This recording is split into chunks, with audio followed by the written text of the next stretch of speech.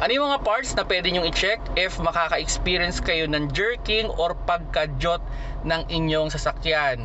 Okay, ano ba yung jerking, no? Ito yung paghabang tumatakbo kayo or habang umaarangkada kayo, parang kinakapos yung andar ninyo o parang umaatas abante. Yan yung jerking, no? So ano ba yung mga component na pwede nyong i-check? Well, number one dyan, check ninyo yung lagay ng inyong spark plug. Siguraduhin na hindi siya madumi, wala siyang bahid ng oil, at okay yung gap niya, no? Kung sakali man, sa tingin niyo ay palitan na yan, palitan nyo na.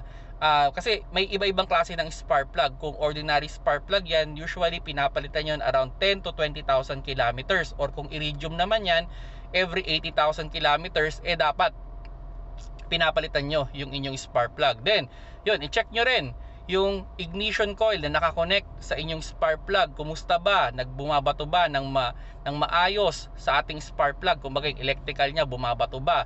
Then yun, check nyo rin yung inyong fuel injector. Kumustahin ninyo? Hindi ba siya madumi? Kung sakali man, ipalinis ninyo.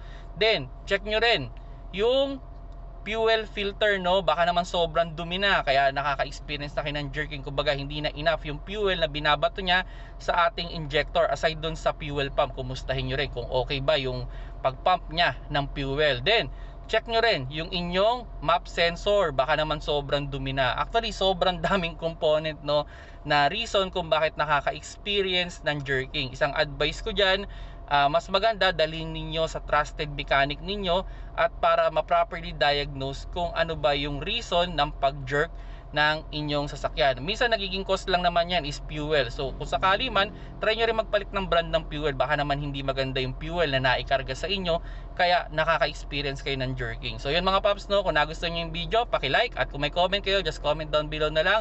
At kung hindi pa kayo subscriber ng aking YouTube channel, press sa subscribe button dyan sa baba. At sa Facebook, click lang yung follow sa taas.